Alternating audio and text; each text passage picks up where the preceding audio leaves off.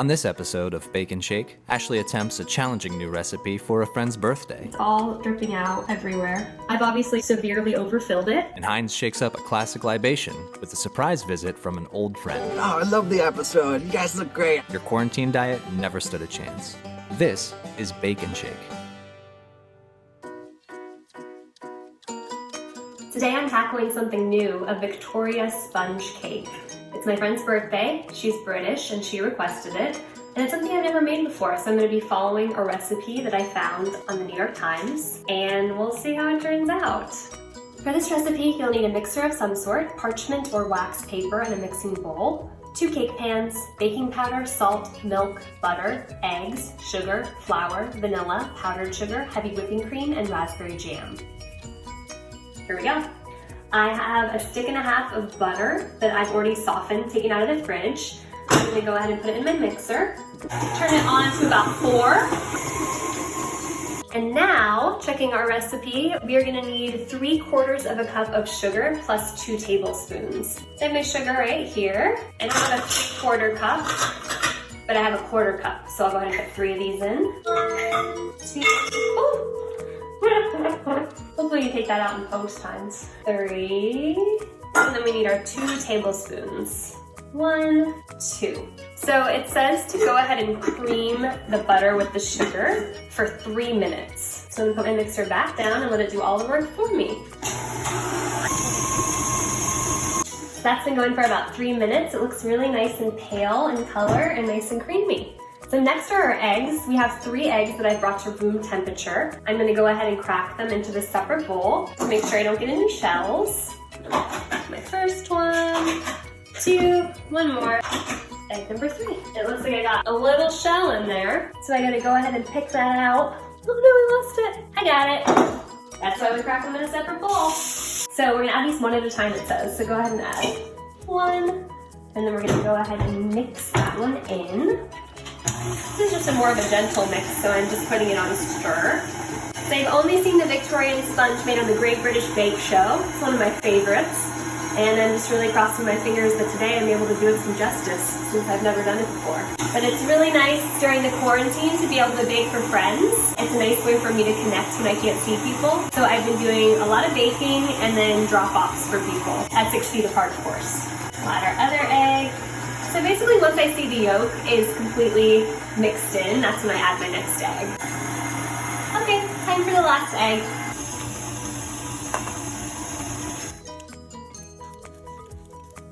All right, I've scraped my sides. I'm gonna mix it for another moment. And then I'm gonna go ahead and add, it says, 2 tablespoons of whole milk. It's only 2 tablespoons, so if you only have non-fat, that's probably okay too. 1, 2. I'm gonna turn it up a little, just making sure I don't have any chunks in there. We're using cake flour today. It calls for 1 1/3 cups. So I'm gonna put my first cup in. So 1 cup, and then 1/3 cup. And then cake flour told me that if I'm substituting for all-purpose, I need to add 2 tablespoons for each cup. Just a little bit rounded tablespoons to compensate for the 1/3 cup as well. There we go. So that's our flour. And then we're gonna do 3 1/4 teaspoons of baking powder. Wow, that's a lot. Must be a very fluffy sponge. 1, 2, 3.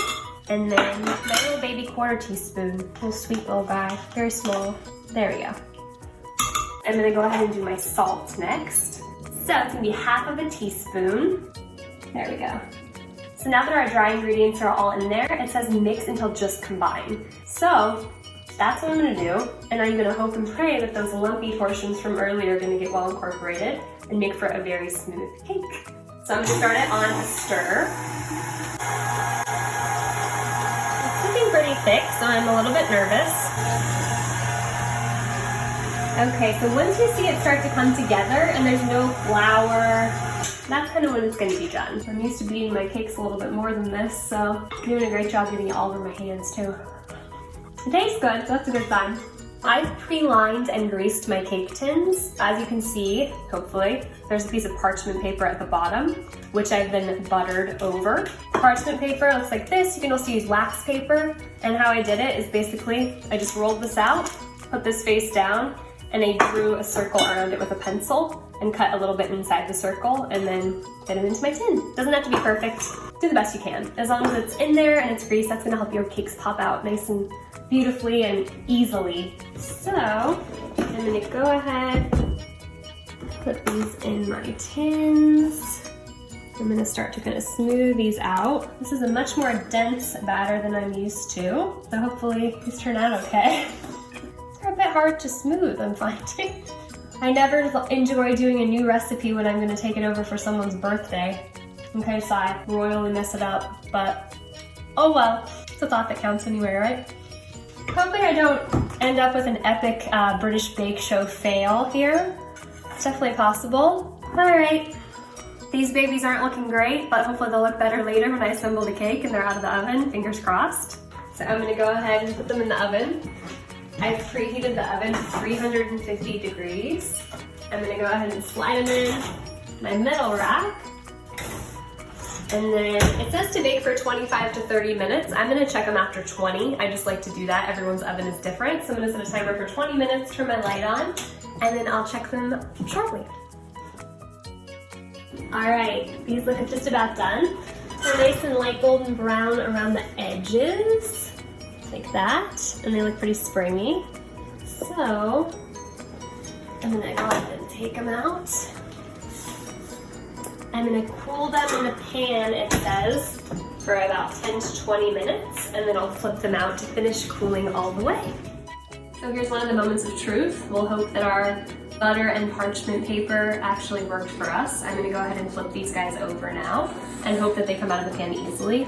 Kind of like to do that so it's not making a big crash. Oh good, success. Ooh, it smells like butter, it smells really good. Beautiful. Little shake. Yay! I'm excited with how these turned out. I hope they taste good. They smell delicious. We're gonna let these continue to cool on this rack for about 30 to 35 minutes until they're at room temperature, and then we'll make our whipped cream and put our filling in.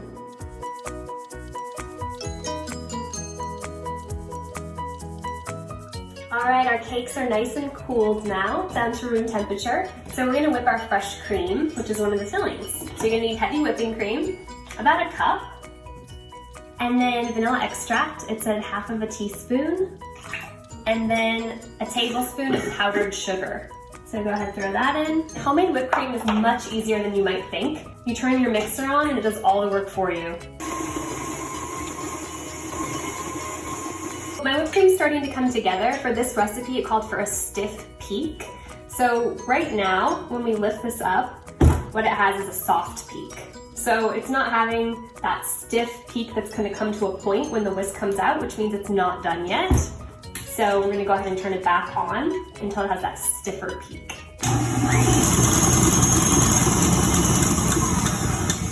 Okay, so now the cream is really thick and it's starting to really come into the whisk.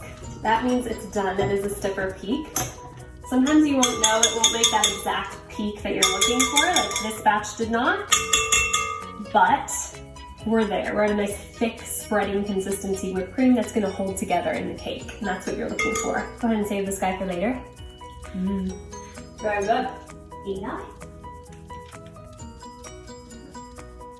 To do our cake, you always want to choose your layer that's more attractive for the top of the cake, especially this one because it's just going to be dusted with powdered sugar. I have an issue with both of my layers. So this one, as you can see, has crystallized a little bit here, and this one has a funky part right there. So I don't have a perfect cake this time.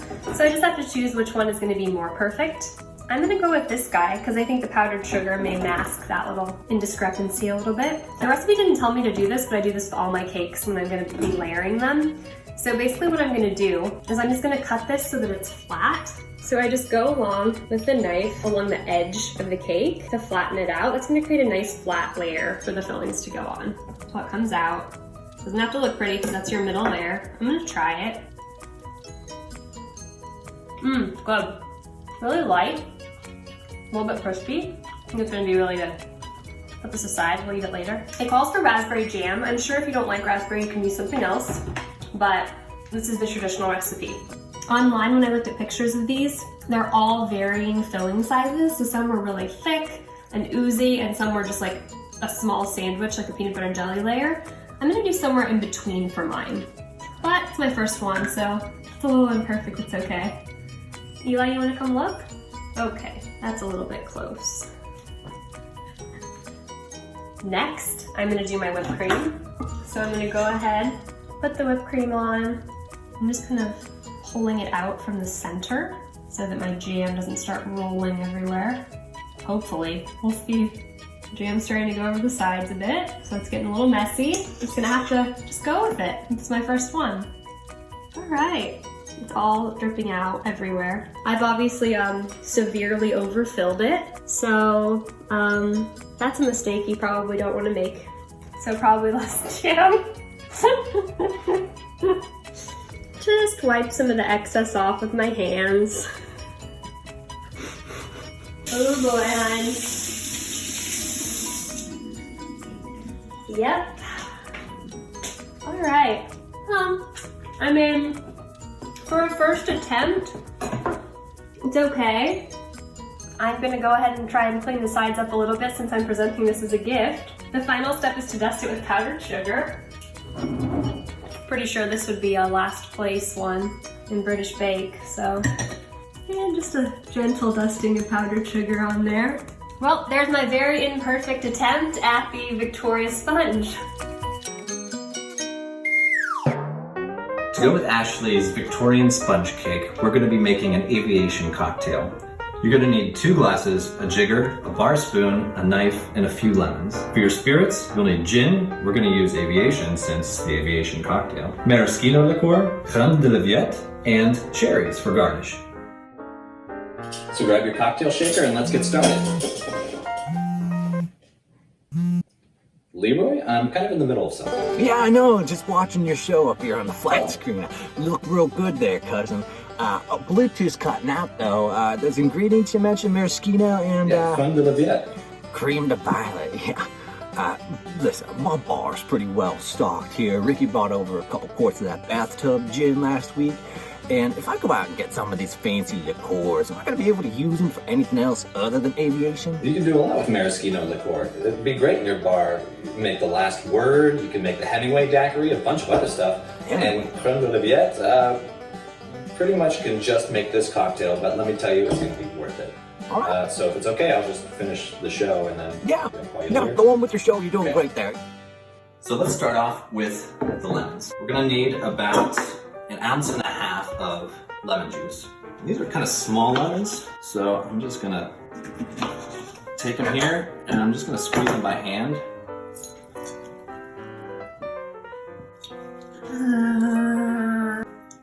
There we go. So let's see how much we got here. We've got 1 ounce. Put that in.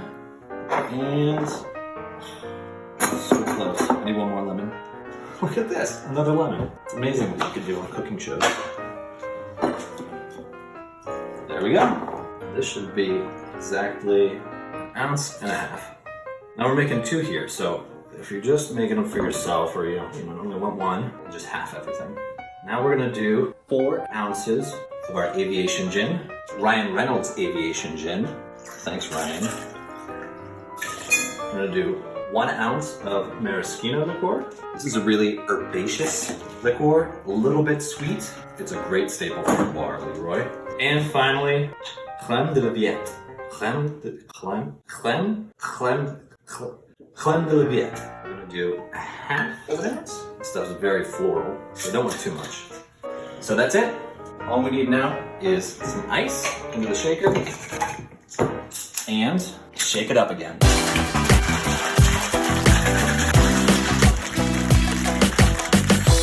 All right, let's get our glasses out now.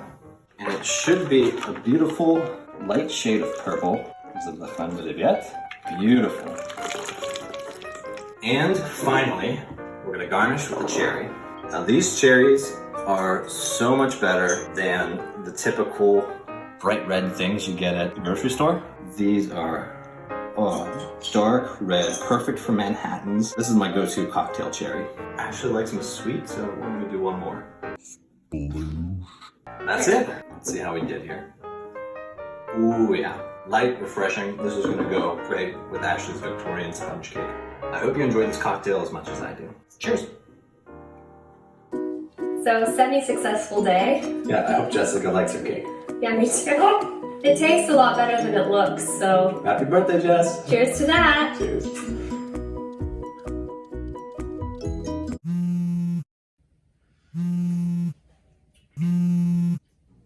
Leroy, what'd you think of the episode? Oh, it's so good. Oh, I love the episode. You guys look great. Ashley's so How pretty many too. aviations have you had? Oh, we had several of these that go down real easy. Oh, Well, my God. This quarantine, bro. Oh, You take it that's easy, okay. buddy. Hey, we should hang out soon, you know, like old times. Yeah, no, we could Right? hang out Let's do that. sometime. You should call. You never You call. know, the quarantine makes it hard. Yeah, I know, yeah. Yeah. Luann kicked me out of the house Okay, again, well, so I'm yeah, just holed up so here in the storage you shed. Stay well. It's okay. We got the bar in the back, and Ricky's here, but he's using the bucket right now. You should come down here. You make us some more of these fancy drinks, you know? Oh, it's so good. Yeah. Cousin, you there? Cousin? Heinz? Ricky, we're losing service at 5G towers. Cream to violet.